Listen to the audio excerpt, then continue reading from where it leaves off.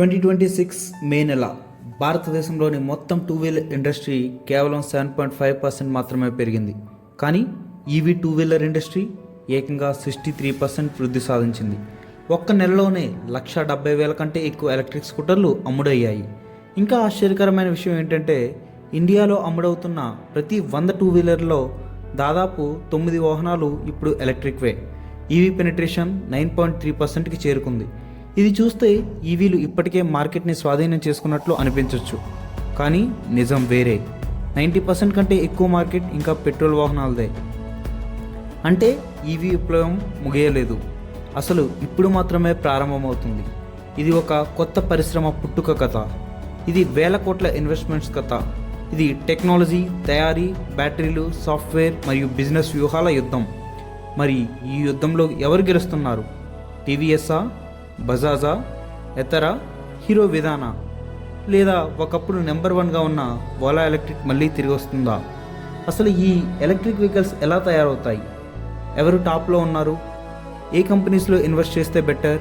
వీటన్నిటి కోసం ఈరోజు మన భారత్ ఈవీ ఎకోసిస్టమ్ లోపలికి వెళ్ళి అసలు కథను తెలుసుకుందాం.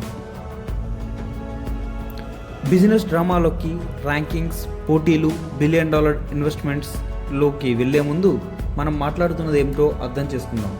Electric vehicle petrol IC engine కన్నా చాలా సింపులర్ కాన్సెప్ట్ని ఉపయోగిస్తుంది. అయితే ఇంజనీరింగ్లో అది మరింత కాంప్లెక్స్.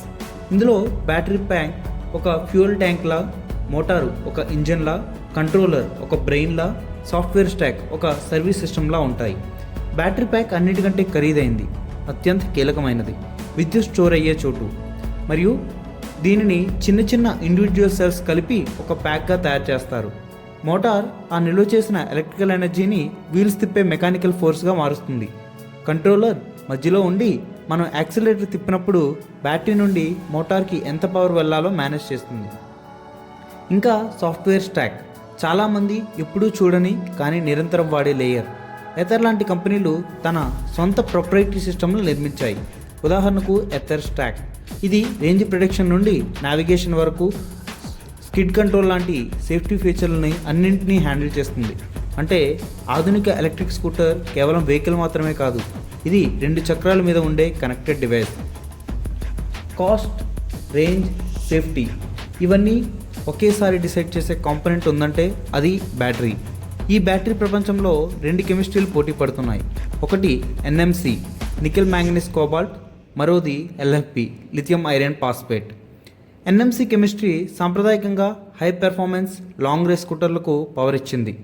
ప్రతి ఛార్జ్ నుండి వీలైనంత ఎక్కువ కిలోమీటర్లు తీయాలనుకునే రైడర్ల కోసం తయారైంది. మరోవైపు ఎల్ఎఫ్పి మాస్ మార్కెట్ ఎంపికగా మారింది. రేంజ్లో కొంచెం వెనుకబడి ఉన్నా ఇది తయారు చేయడానికి చౌకగా ఉంటుంది మరియు వేల ఛార్జ్ సైకిల్స్ తర్వాత కూడా ఎక్కువ డ్యూరబుల్గా ఉంటుంది. మీరు పెట్రోల్ బైక్తో పోటీ పడే ధరలో స్కూటర్ అమ్మాలనుకుంటే ఇది చాలా ముఖ్యం. ప్రతి బ్యాటరీ మరియు ప్రతి మోటార్ వెనుక రా మెటీరియల్స్ యొక్క గ్లోబల్ సప్లై చైన్ ఉంటుంది. లిథియం, నికెల్, కోబాల్ట్ మరియు మోటార్ల కోసం రేర్ ఎర్త్ మ్యాగ్నెట్స్. ఇవి భారతదేశంలో సమృద్ధంగా ఉన్న మెటీరియల్ కాదు మరియు వీటి ధరలు నిరంతరం మారుతూ ఉంటాయి. అంటే ప్రపంచంలో మరో మూలలో జరిగే కొరత మీ ఇంటి బయట పార్క్ చేసిన స్కూటర్ ధరని డైరెక్ట్గా ఎఫెక్ట్ చేస్తుంది. ఇప్పుడు చూద్దాం ఫ్యాక్టరీ లోపల ఈవీ ఎలా తయారవుతుందో. మ్యానుఫ్యాక్చరింగ్ స్పష్టంగా వెర్టికల్ ఇంటిగ్రేషన్ వైపు వెళ్ళింది. అంటే కంపెనీలు బయట కొనడం కంటే వీలైనన్ని కాంపోనెంట్లు ఇన్హౌస్లో తయారు చేయాలని ప్రయత్నిస్తున్నాయి.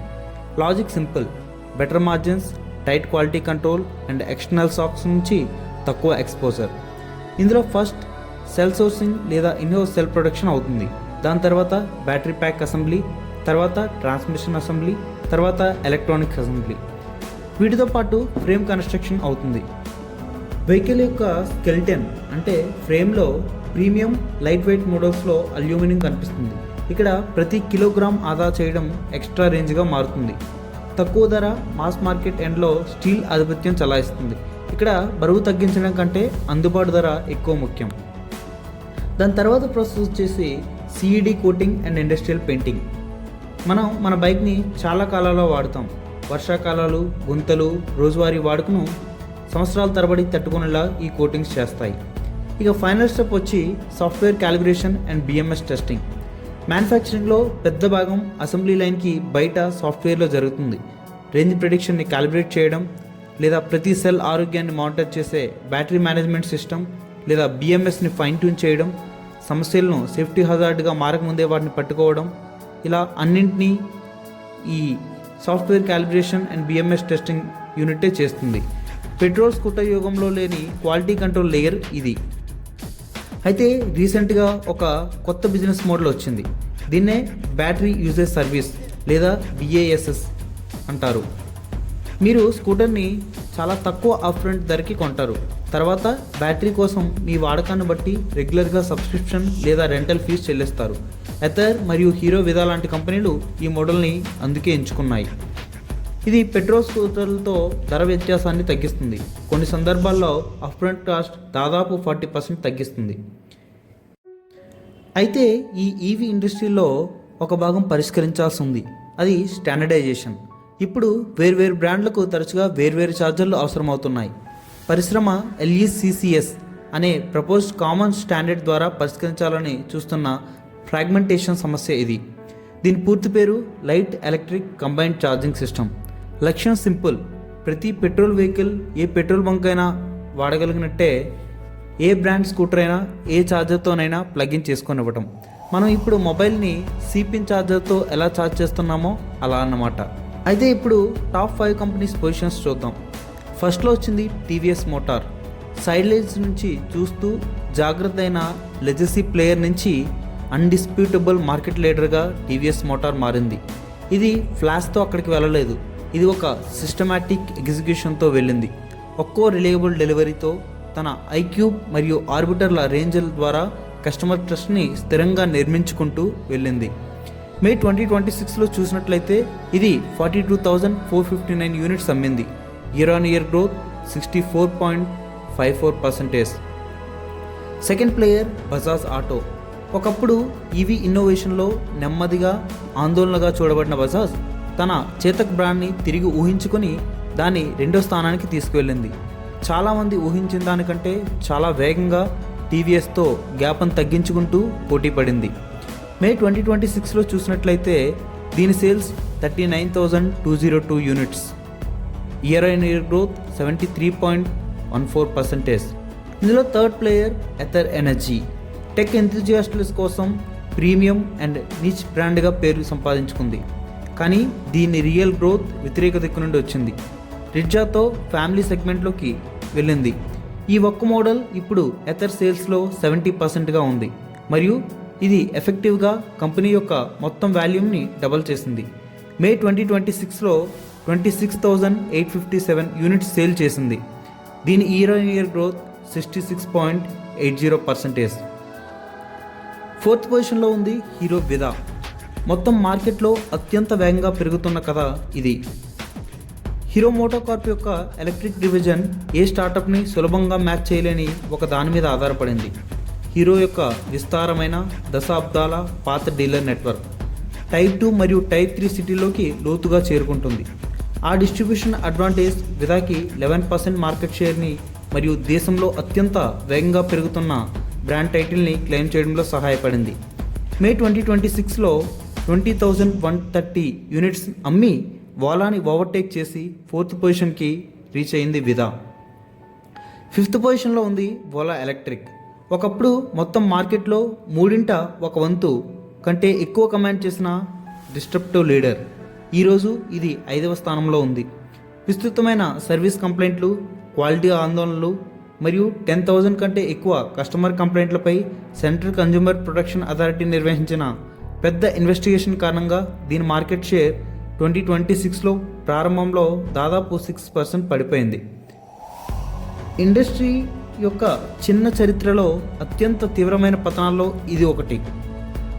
మే 2026లో 15,141 యూనిట్స్ అమ్మి 5th పొజిషన్కి వెళ్ళిపోయింది. ఇప్పుడు స్టాక్ మార్కెట్లో ఈ 5 కంపెనీస్ ఎలా పెర్ఫార్మెన్స్ చేస్తున్నాయో చూద్దాం.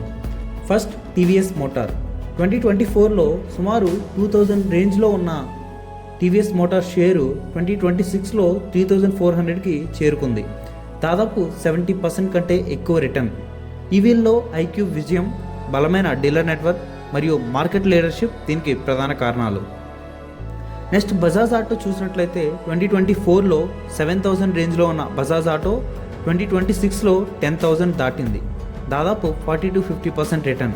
చేతక్ బ్రాండ్ భారీ విజయంతో ఈవీ మార్కెట్లో రెండో స్థానానికి చేరుకుంది. ఇక థర్డ్ చూసినట్లయితే ఎథర్ ఎనర్జీ 2025 ఐపీఓలో ధర 321 రూపాయలు మాత్రమే. 2026లో షేర్ ధర 1,000 రేంజ్కి ట్రేడ్ అవుతుంది. ఒకే ఏడాది 200 కంటే ఎక్కువ పెరుగుదల. ఎథర్ రిడ్జ విజయం మరియు మార్కెట్ షేర్ పెరుగుదల దీనికి కారణం. ఇక హీరో మోటోకార్ప్ యొక్క షేర్ చూసినట్లయితే 2024లో 4,000 రేంజ్లో ఉన్న హీరో మోటోకార్ప్ 2026లో 5,000 ప్రాంతానికి చేరుకుంది, సుమారు 20-30% రిటర్న్. కానీ అసలు కథ విదా ఈవీ విభాగం వేగంగా పెరగడమే. ఇంకా లాస్ట్ ఓలా ఎలక్ట్రిక్ చూసినట్లయితే ఒకప్పుడు ఈవీ రంగంలో రాజు, కానీ లిస్టింగ్ తర్వాత షేర్ గణనీయంగా పడిపోయింది. మార్కెట్ షేర్ తగ్గడం, సర్వీస్ సమస్యలు మరియు లాభదాయకతపై సందేహాలు ఇన్వెస్టర్ల నమ్మకాన్ని దెబ్బతీశాయి. ఓవరాల్ మార్కెట్ డౌన్లో ఉన్నా సరే ఈవీ సెక్టర్లో ఉన్న అన్ని కంపెనీస్ ఒక ఓలా తప్ప మిగతా అన్ని కంపెనీస్ పాజిటివ్ రిటర్న్స్ ఇస్తున్నాయి. ఇంకా మార్కెట్ గ్రో అవ్వడానికి చాలా ఛాన్స్ ఉంది, కాబట్టి మనం ఈ కంపెనీస్పై ఇన్వెస్ట్ చేయొచ్చు. కాకపోతే వాటి సేల్స్ని కొంచెం గమనిస్తూ ఉండాలి. మీరు ఏ కంపెనీస్లో ఇన్వెస్ట్ చేస్తారో కామెంట్లో చెప్పండి. మరిన్ని ఇలాంటి వీడియోస్ కోసం మన ఛానల్ని సబ్స్క్రైబ్ చేయండి.